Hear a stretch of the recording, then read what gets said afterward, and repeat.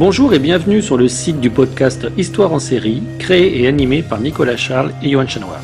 Au programme, une analyse des séries d'hier, d'aujourd'hui et de demain par les spécialistes des questions mobilisées par nos shows préférés.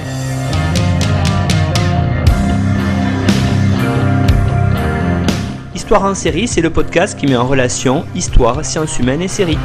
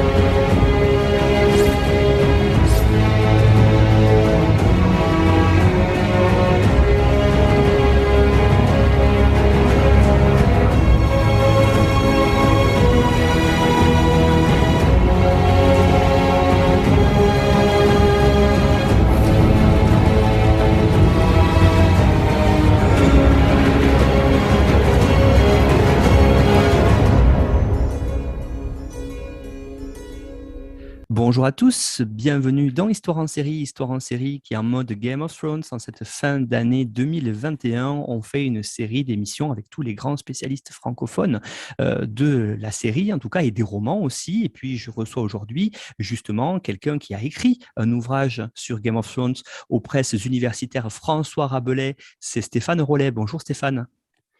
Bonjour Nicolas. Donc, vous êtes Stéphane Rollet, maître de conférence à l'Université Paris 8 et vous êtes aussi un co-directeur des éditions, enfin de la collection sériale aux éditions de presse universitaire François Rabelais. Donc, vous intervenez aujourd'hui sur une émission que vous avez intitulée Game of Thrones, architecture et art figuré, ou comment inventer un univers visuel. Alors, Stéphane, peut-être en préambule, essayer de voir justement comment finalement Game of Thrones, qui est de la fantasy, il y a une vieille relation entre la fantaisie et les arts figurés. Oui, la fantaisie et les arts figurés, c'est vraiment un vieux compagnonnage, parce qu'en fait, William Morris, donc, qui est un auteur du 19e siècle et qui est considéré comme le père de la fantaisie, il est l'auteur de la source du bout du monde, de la plaine étincelante, est en même temps un designer. En particulier, il fait des papiers peints, il dessine, il fait aussi des motifs pour des livres.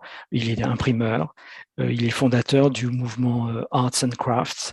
Il est très lié au pré-raphaélite, donc ce mouvement pictural anglais si important pour toute la seconde moitié du 19e siècle.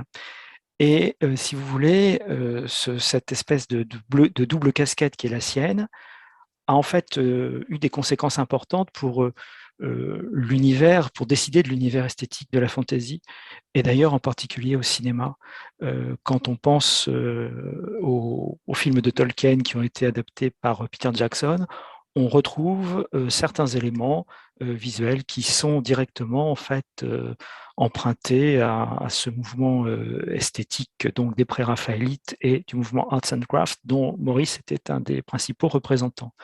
D'ailleurs, dans Game of Thrones, pour déjà en parler finalement, il y a un évident hommage à William Morris dans les motifs de l'habit de Robert Baratheon qu'on voit au tout début, et aussi dans une scène d'essayage avec Geoffrey un peu plus tard. Donc vraiment, vieux compagnonnage entre les arts figurés et la fantaisie, et quelque chose donc qui est sensible dans l'univers visuel qui se construit donc dans Game of Thrones. Stéphane Rollet, première question, hein, par rapport à l'architecture. Hein, on a ici des royaumes qui sont très différents, ne serait-ce qu'à l'échelle de Westeros. Et si on va plus loin sur l'autre continent, justement sur Essos, par exemple, c'est aussi très différent avec ses cités-États. Alors, qu'est-ce qu'on peut dire? Comment est-ce que l'architecture est représentée dans Game of Thrones avec cette idée qu'il faut, à la même époque, qu'il y a plusieurs influences architecturales qui se côtoient quelque part? Oui, c'est effectivement, c'était une tâche très complexe, je crois, pour les production designers de Game of Thrones, qui sont d'ailleurs essentiellement deux femmes, Gemma Jackson et Deborah Riley. Elles ont dû donc faire ce travail si extraordinaire d'adaptation, c'est-à-dire à partir de quelques mots avec lesquels on fait tout ce qu'on veut, donner une vision totale du plus gros jusqu'au plus petit détail. Et donc, l'architecture, effectivement, c'est la première, sans doute, le premier souci, la première chose qui apparaît comme importante parce que précisément elle se voit. Et ces monuments, donc imaginés pour Westeros et Essos, ils sont donc inspirés à la fois de monuments existants ou ayant existé, en suscitant des représentations. Et en cela, il y a bien un appel à la mémoire populaire. Hein. Mais ces monuments, ils sont aussi plus ou moins connus. Ils vont de l'Antiquité avec certaines merveilles du monde jusqu'à nos jours avec la chancellerie du Troisième Reich à Berlin. Ces monuments, ils sont ancrés dans le temps et même quand ils ne sont pas identifiables au premier coup d'œil, je dirais leur période de construction se voit facilement la plupart du temps. Et si nous suivons la géographie du monde de Westeros et d'Essos, en descendant de Westeros à Essos, en passant du nord au sud puis à l'est, on peut dire que visuellement parlant, on procède d'un monde germanico-celtico-scandinave vers un monde méditerranéen avec des guillemets, donc avec l'influence de l'Italie et de l'Espagne surtout, mais même moyen-oriental, avec Malte et la Turquie, voire même extrême-oriental, avec au moins une citation provenant plutôt de Bénarès ou de la Chine. Donc, voilà à peu près ce que nous avons, si vous voulez, c'est-à-dire la possibilité de suivre avec l'architecture les différentes aires géographiques qui scandent le territoire de Westeros puis d'Essos. Stéphane Rollet, cette question est justement très très intéressante, si vous l'avez dit, hein, par rapport à l'architecture, parce que se mêlent vraiment différentes influences à la fois de l'Orient et de l'Occident. Et puis, comme je le disais tout à l'heure, la difficulté, c'est qu'on est sur quelque chose qui est transpériode par rapport à nos périodes qu'on connaît nous, puisqu'on va de l'Antiquité à nos jours. Finalement, on a quelque chose qui est à la fois un résumé quelque part d'une sorte de géohistoire, qui est si cher à Christian Grattalou, par exemple. Oui, en un sens, oui. Mais c'est-à-dire que en même temps, c'est une chronologie qui va être complètement bouleversée au fur et à mesure des nécessités. Si vous voulez, si on parcourt en quelque sorte une galerie assez rapide choisie parmi les monuments qui s'offrent à nous, transformés généralement par les effets spéciaux, on pourrait on pourrait commencer par le mur. Le mur, c'est à la fois les murs d'Adrien et d'Antonin en Écosse, mais aussi le souvenir de la Grande Muraille de Chine. Les Airiers, d'un autre côté, c'est Sainte-Sophie sur les météores. C'est une des rares, je dirais, une des rares références que Deborah Riley a donné d'ailleurs. L'amphithéâtre de Mérine, c'est celui romain d'Italica. De la même façon, avec les merveilles du monde, on aura une utilisation qui sera à chaque fois, particulièrement judicieuse. Le titan de Bravos colle, si je puis dire, parfaitement avec le colosse de Rhodes, même s'il est très différent. Les pyramides de Mérine, elles collent parfaitement avec celles de Gizeh, mais elles rappellent aussi celles du Mexique. Le phare qui est devant la bibliothèque de Villevieille rappelle évidemment le phare d'Alexandrie. Et vous voyez, comment dire, c'est la possibilité avec l'architecture à la fois de faire appel à la culture du spectateur et en même temps, à cause de la manière dont c'est transformé, de créer un monde vraiment particulier avec ses caractéristiques spécifiques. Et en même temps, il y a parfois des surprises d'un autre ordre, je dirais, parce que le choix de l'architecture, c'est aussi la possibilité, par exemple, de rendre hommage à ceux qui ont précédé. C'est le cas, par exemple, d'un lieu qui a été choisi pour Winterfell, qui est un château au départ qui, à nous, en tout cas français, ne dit rien, qui est Dune Castle.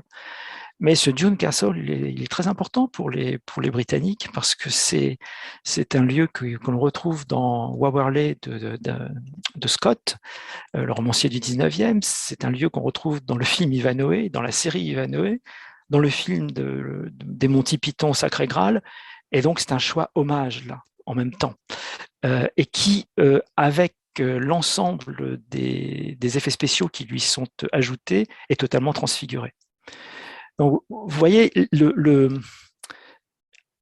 la géohistoire dont vous parlez, finalement, elle est en même temps, comment dire, démembrée, digérée, réanalysée en quelque sorte. Mais c'est en tout cas un fonctionnement qui peut rappeler cela sans aucun doute. Stéphane, pourquoi finalement alors avoir fait ce choix, hein, vous l'avez dit, qui est sur de larges périodes à la fois historiques et puis sur de larges espaces géographiques. C'est très complexe cette architecture. Elle sert visuellement finalement dans la série à montrer quoi selon vous? Alors, elle sert d'abord à caractériser quand même des espaces. C'est ce que je disais initialement entre les différences qui existent, comme je le disais initialement, entre le nord, le sud et l'est, pour aller vite, sont reprises avec des architectures qui relèvent plutôt de ces aires géographiques. Ensuite, c'est malgré tout la fantaisie c'est la fantaisie en fait des créateurs là qui se manifeste, et aussi, je crois, des réseaux d'écho qui sont recherchés, qu'on cherche à éveiller. Je prendrai juste un exemple qui est la banque de fer de Bravos.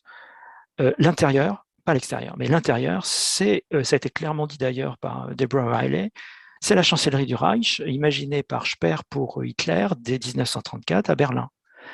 Et en même temps, ça rappelle les propos que Tywin Lannister tient sur la banque, dont il dit qu'en quelque sorte, elle est quelque chose d'immortel et qui n'a absolument aucun sentiment. Et vous voyez, ce choix peut paraître au départ curieux, mais en fait, il y a une intention qui est toujours là derrière, pas loin. D'une autre manière, peut-être, la pyramide de Meereen dont je parlais tout à l'heure, en disant, bah oui, la pyramide de Meereen, on voit tout de suite que ça peut rappeler, bon, évidemment, les pyramides égyptiennes, oui, mais en même temps, les pyramides égyptiennes, on n'y habite pas. Et celle de Meereen, si, on y habite. Alors c'est vrai qu'on peut penser aussi que les ziggourats de Mésopotamie ont pu influencer quelque peu certaines représentations, certaines dispositions de pyramides les unes par rapport aux autres, je dirais, pour former ces énormes édifices composés. Mais il y a aussi autre chose, en fait, qui est en fait deux maisons, la Hancock et la Ennis House de Frank Lloyd Wright. Et là, nous nous retrouvons dans le patrimoine américain et dans le style néo-maya. Mais maya, ça signifie, ça connote automatiquement, ça rappelle en tout cas les pyramides, cette fois amérindiennes. Donc, il y a cette espèce de, si vous voulez, à la fois de jeu avec ce qui est connu, et en même temps de mélange avec de l'inconnu. On fait autre chose, on fait une architecture qui est entre le reconnaissable et le parfaitement, créé de rien. Et c'est ce mélange, en fait, qui est, je crois, si parlant. C'est-à-dire qu'à la fois, le spectateur peut reconnaître des éléments, et en même temps, s'il se penche un peu plus précisément sur les édifices qu'il voit, il peut, je pense, voir un certain nombre d'intentions qui sont parfois assez évidentes, parfois qui le sont moins, sans aucun doute. Mais à chaque fois, il y a quelque chose qui motive le choix d'une architecture éventuellement inattendue. La configuration complexe de ces architectures et leur mutation due éventuellement aux effets spéciaux servent aussi à créer quelque chose de fondamental pour la série, c'est de la profondeur historique. Et ces architectures servent aussi à donner l'impression de la durée. Si vous voulez, la nécessité s'est imposée d'intégrer étroitement à l'action les lieux réels qui servent d'inspiration à l'adaptation. Et même si c'est moins vrai pour Dorn, tous les grands lieux de la série ont pour point commun d'avoir une partie souterraine. La crypte des ancêtres à Winterfell, le souterrain au crâne de dragon à King's Landing, des cavernes avec des reliefs rupestres à Dragonstone, la nécropole hypogée à la romaine d'ailleurs pour la maison du noir et du blanc, les souterrains pour les dragons à Meereen, tout ça, en fait, c'est une partie souterraine qui, en fait, crée pour chacun de ces lieux absolument emblématiques une verticalité, un étagement de lieux divers au même endroit et de lieux divers qui permettent de faire communiquer des temps différents. C'est-à-dire, d'un côté, le passé lointain, les fondations, au sens que le mot possède pour les monuments, mais aussi au sens qu'il possède pour les dynasties dont il est question. Et cela fait aussi communiquer, donc, évidemment, le monde des ancêtres, le monde des morts, avec celui des vivants. Et d'avoir des étages concrets, en quelque sorte, pour ces architectures bien définies, donne visuellement une épaisseur au temps, ce qui est vraiment important d'une manière générale pour toute série. Et a fortiori, quand les royaumes qui sont imaginés ici sont censés avoir une histoire très longue, et donc un passé qui est à la fois sensible et visible, lui aussi. À mon avis, l'exemple le plus remarquable, c'est sans aucun doute Winterfell, parce que dès le tout premier épisode, on voit Robert Baratheon qui met en avant ce lieu souterrain avec donc les tombes et les statues des Stark, puisque à peine descendu de cheval et sans égard pour Cersei, il insiste pour aller se recueillir devant la tombe de son amour défunt, Lyanna Stark. C'est dans la crypte qu'il propose ensuite à Ned, son ami, de devenir sa main. C'est là qu'il évoque aussi le mariage de Joffrey avec Sansa. C'est là que plus tard, Bran Stark se réfugiera lorsque Théon se sera emparé du château. Et dans la toute dernière saison, la crypte fait une apparition remarquée dans le générique qui est modifié. Et enfin, dans le deuxième épisode de la saison 8, c'est là que Jon et Daenerys se retrouvent. C'est là qu'il lui révèle son identité, qui est le mystère central quasiment de la saga depuis le début, sans que les conséquences à ce moment-là de la révélation puissent être mesurées. On voit bien comment, en fait, cet espace architecturé souterrain joue un rôle central dans le déroulement des événements. La crypte, au niveau des fondations du château, elle rappelle le temps passé de l'histoire longue des stars à Winterfell. Elle est aussi un lieu de mémoire pour les 8 saisons de la série, et elle contribue ainsi à ancrer le développement de la série dans le temps. Stéphane, maintenant, vous avez commencé à évoquer effectivement un univers visuel à travers l'architecture, mais quand on regarde peut-être aussi plus en détail des scènes d'intérieur, notamment, on voit que les objets sont aussi très symboliques et très bien utilisés d'ailleurs par tous les créateurs là, de la série, qui recréent un vrai univers visuel hein, et qui ont là aussi de nombreuses références à la fois à des périodes historiques, mais aussi à des grands lieux de l'histoire du monde. Alors, oui, c'est tout à fait sensible, cette utilisation donc des objets de manière symbolique et de manière immédiatement pleine de sens, en fait. En fait, grâce à un système de référence à des œuvres plastiques ou figurées connues, les objets contribuent à créer une atmosphère spécifique, une atmosphère qui est en accord avec la scène où ils sont cités. Que l'ambiance soit médiévale, que nous soyons dans un univers germanique, qu'on ait une réminiscence de la Grèce classique, il joue bien souvent, en plus de cela, un rôle symbolique. Et bon, je vais citer directement, je pense, quelques-uns de ces objets, ce sera plus clair pour tout un chacun. Mais lorsque vous voyez donc la tête de cerf qui est abandonnée et sur laquelle tombent Ned Stark et ses enfants donc à Winterfell, vous voyez que le cadrage, en fait, très, très, très nettement est celui que l'on retrouve dans une aquarelle de Dürer. Lorsque vous voyez plus tard Walder Frey aux Noces pourpres boire, il prend un vase à boire qui est aussi inspiré par un dessin de Dürer. Et on retrouvera ce même vase lorsque, dans la saison 7, Arya se venge de toute la famille Frey. Ce qu'on voit là, je pense à Dürer parce que précisément c'est un peintre germanique et qu'il est utilisé ici pour des scènes qui sont précisément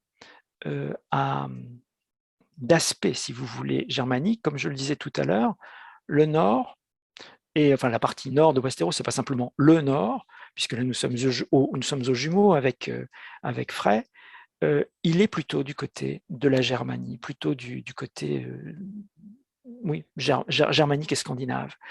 Et en fait, ces images que l'on peut ou non reconnaître, d'ailleurs, ça ne gêne pas de ne pas les reconnaître, mais si on les reconnaît, si vous voulez, cela augmente la capacité à créer justement un milieu cohérent, une ambiance visuelle cohérente. D'une manière analogue, je dirais, on voit Tyrion exilé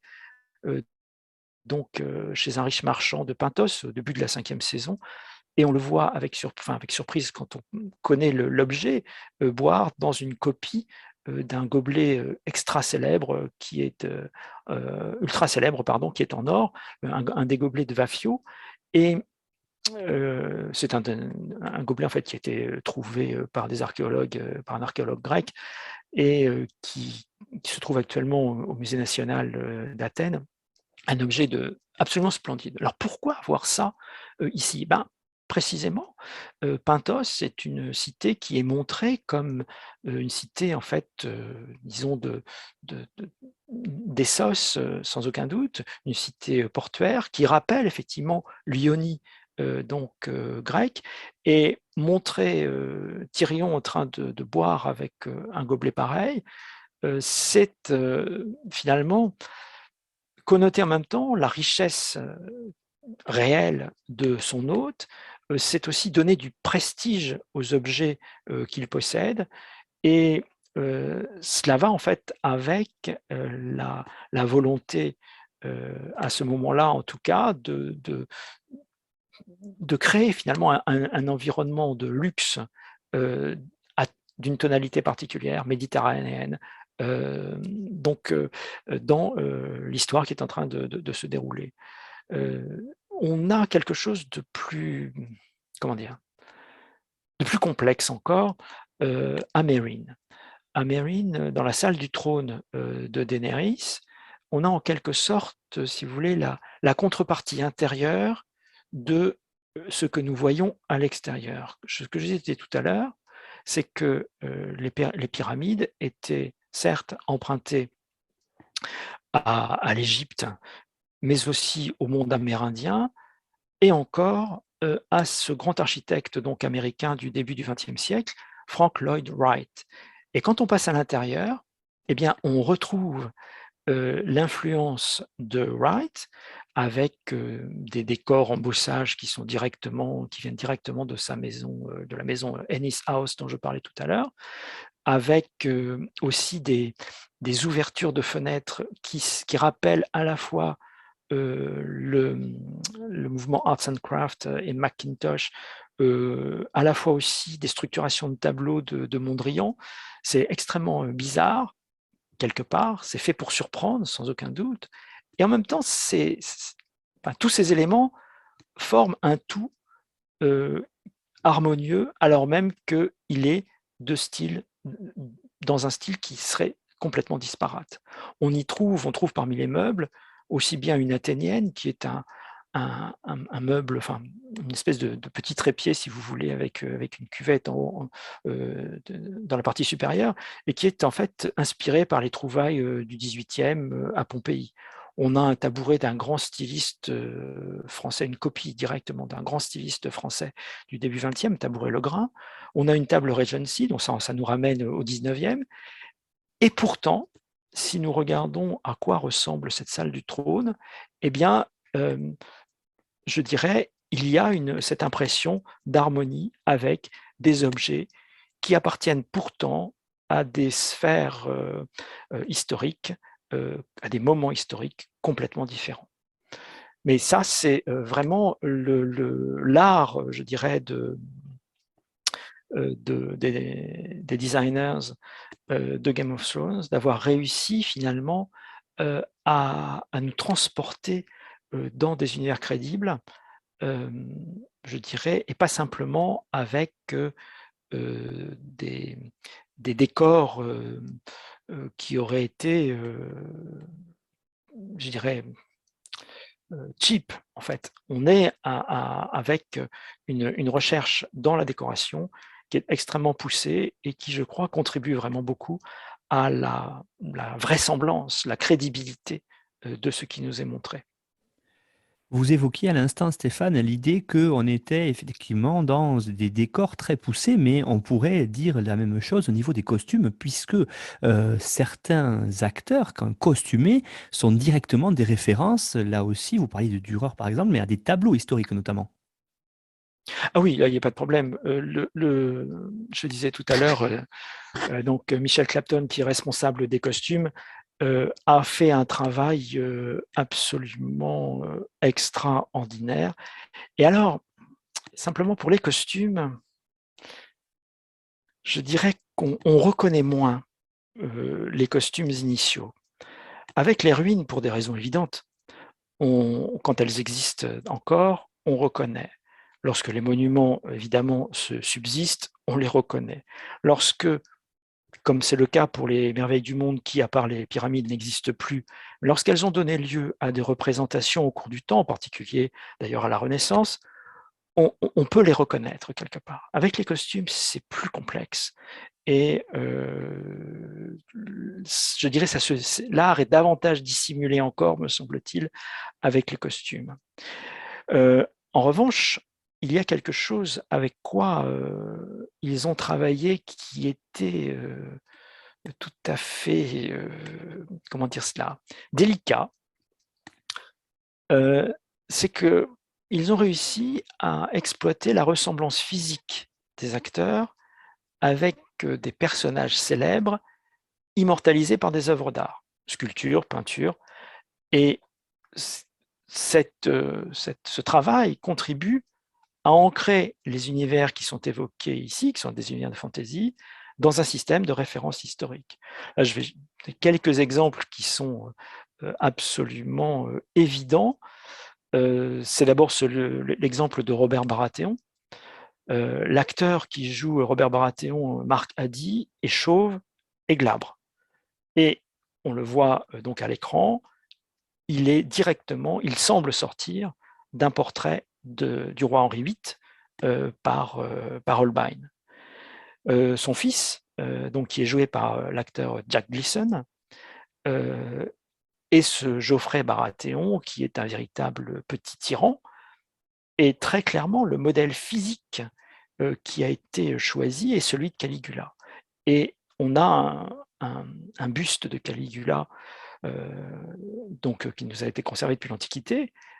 Et de toute évidence, les maquilleurs se sont fondés sur la ressemblance entre Gleeson et Caligula pour accentuer encore cette ressemblance et faire en quelque sorte de ce Geoffrey un modèle quasi archétypal de tyran.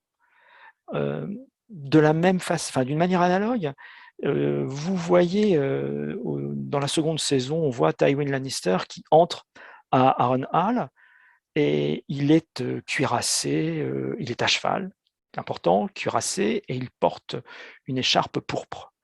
Et la représentation de Charles Dance est directement calquée sur un portrait célèbre de Titien qui représentait Charles Quint.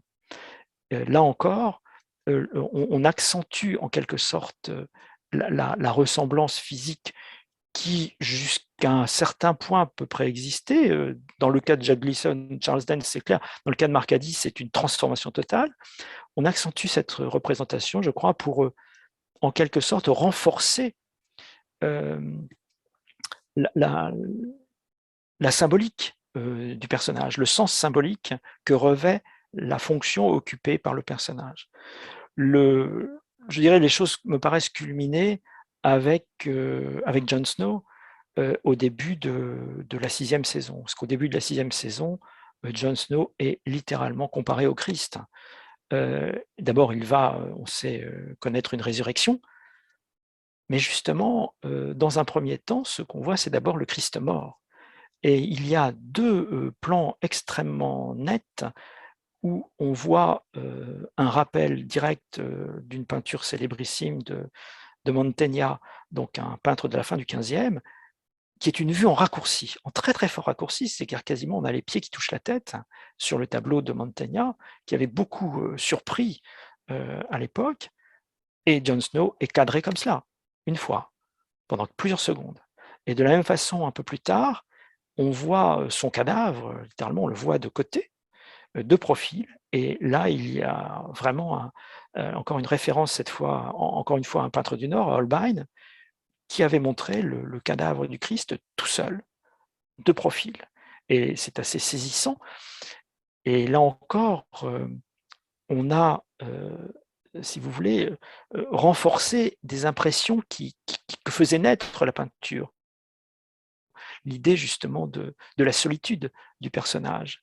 L'annonce aussi, qui est liée à ce qu'est le Christ, de la résurrection. C'est-à-dire que lorsqu'on voit Jon Snow, enfin Kit Harington, maquillé en quelque sorte comme et présenté comme le Christ chez Mantegna et chez Holbein, pardon, je dirais que d'une certaine manière, on ne peut pas imaginer, si on avait les doutes, on ne peut pas imaginer qu'il ne connaîtra pas une résurrection. Justement, hein, si on va encore plus loin là-dessus, Stéphane, ce qui est très intéressant, vous parliez d'objets, on parlait de costumes, mais il y a véritablement des mises en situation qui clairement rappellent là aussi des scènes d'illustration ou même de la littérature, hein. Oui, là, je crois qu'effectivement, il y a des scènes clés où véritablement se nouent des situations qui sont dramatiques et où l'ensemble de la composition, c'est-à-dire le décor, la disposition des personnages, évoque, alors plus ou moins fugacement, des tableaux célèbres, et ce qui invite en fait le spectateur à réaliser en fait l'importance des événements auxquels ils assistent. Alors là, c'est, je dirais, un point ultime en quelque sorte, le point où le sens est au maximum, si on peut dire, mais il y a des emprunts par ailleurs qui, je crois, relèvent en même temps un petit peu d'autre chose. C'est-à-dire que il n'y a pas que la recherche de la profondeur, il y a en fait la recherche aussi d'une certaine familiarité avec certaines représentations. Je pense en particulier à l'importance, j'en disais quelques mots au début, mais de la peinture victorienne, de la peinture pré-raphaélite. On voit ça assez régulièrement revenir les personnages féminins sur les remparts, par exemple, et qui sont, comme par hasard, qui trouvent comme par hasard des postures, des cadres, des décors qui rappellent vraiment très fortement les figures de la peinture orientaliste du 19e. Et je pense qu'il y a une forme de familiarité qui est censée s'établir avec les spectateurs, sachant que l'héritage anglo-saxon est important ici. Hein, ça parle davantage, c'est sûr, à des anglo-saxons, à des britanniques d'ailleurs en particulier, plus qu'à nous. Mais pour revenir à ce qui est peut-être plus fort, songeons par exemple au massacre des Sauvageons dans la scène pré-générique du tout premier épisode et à la mise en scène en particulier des parties de corps démembrés. On a la surprise de voir que un tableau de Carpaccio, donc un peintre de la fin du XVe, vénitien, est de toute évidence à l'origine d'une partie, en tout cas, de cette présentation.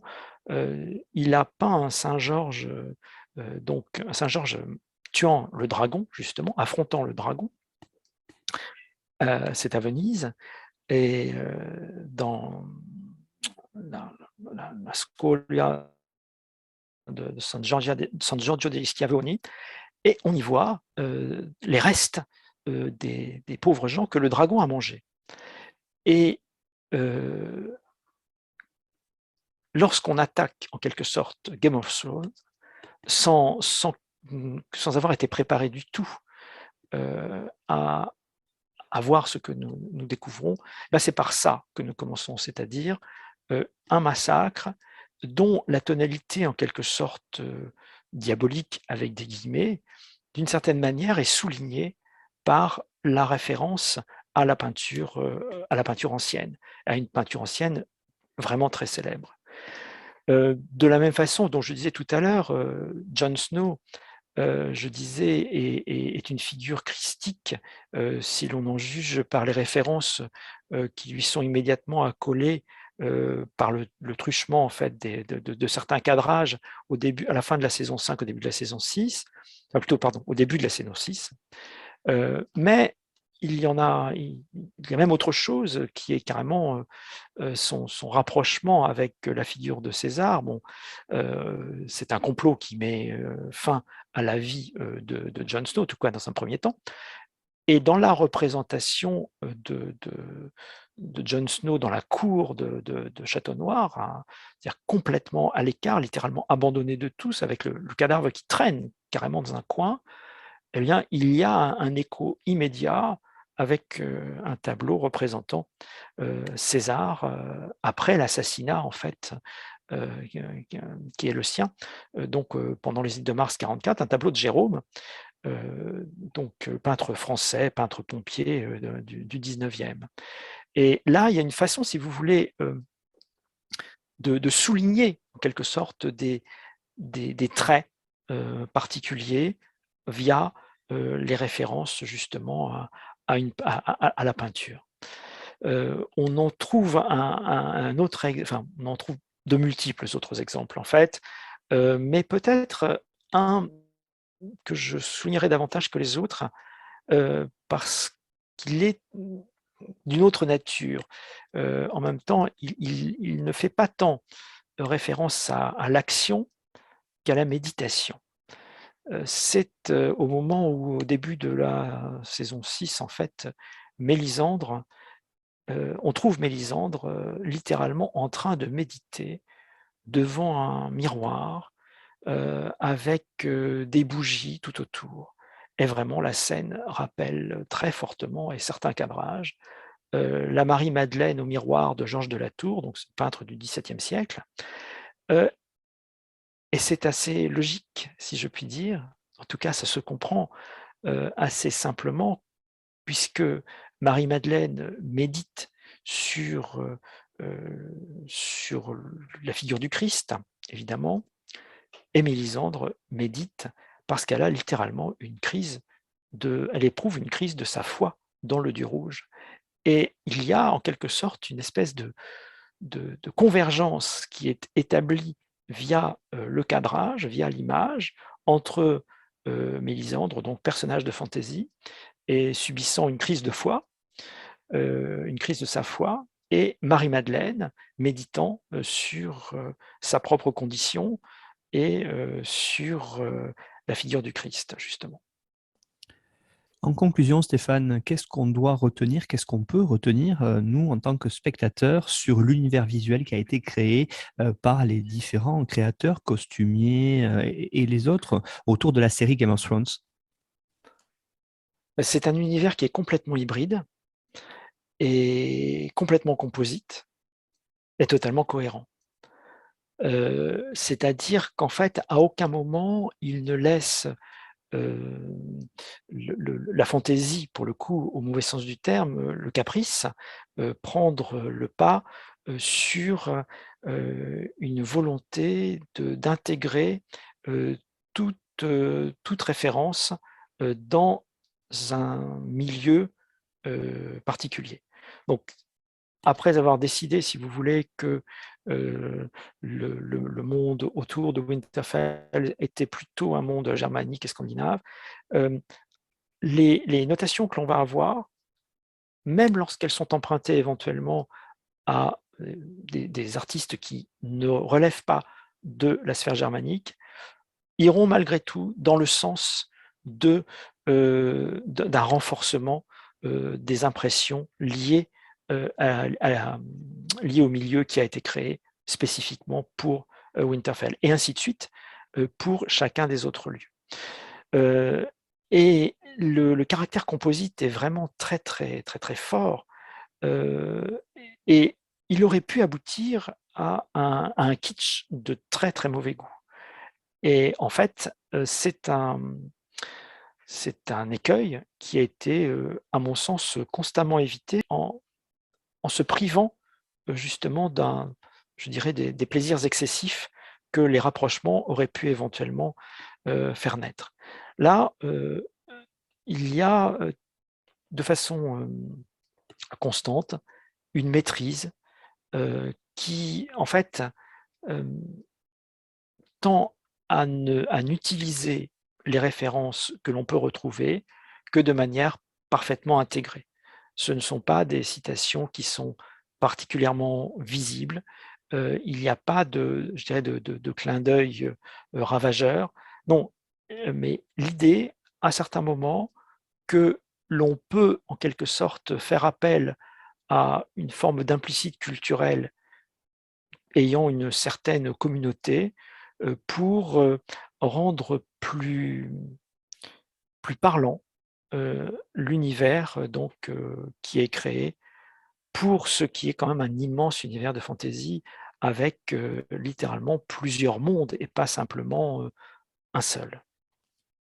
Merci beaucoup Stéphane Rollet pour cette émission sur l'analyse de l'univers visuel de Game of Thrones. Alors vous avez fourni, comme tous les intervenants et intervenantes, une rapide bibliographie que l'on retrouve sur la page de l'émission sur notre site internet histoireensérie.com qui permettra aux auditeurs et aux auditrices d'aller plus loin. Et on renvoie à votre ouvrage paru aux éditions des presses universitaires François Rabelais sur la série qui reprend une grande partie de ce que vous avez évoqué aujourd'hui. Vous pouvez nous retrouver sur tous les sites de podcasts et sur YouTube et Spotify. N'hésitez pas à laisser un avis, ça nous sert toujours pour faire progresser l'émission. Et puis, suivez notre actualité sur Twitter, @HistoireSérie, ainsi que le groupe Facebook de Histoire en série. Retrouvez-nous pour discuter avec nous et ainsi voir le programme des prochaines émissions. Allez aussi faire un tour sur notre partenaire nonfiction.fr pour avoir tous les résumés ainsi que les liens pour aller écouter les émissions. Merci beaucoup Stéphane et puis à bientôt pour une nouvelle émission dans Histoire en série.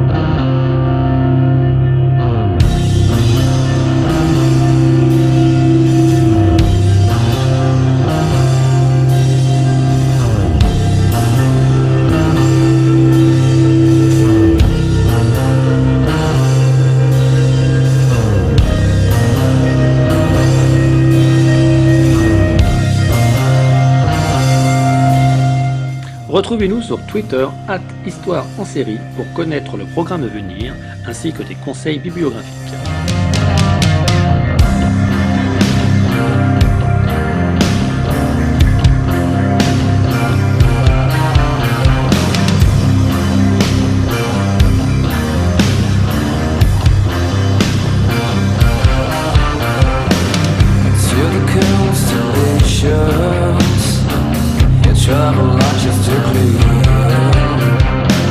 Such a beautiful planet populated by a strangely animal.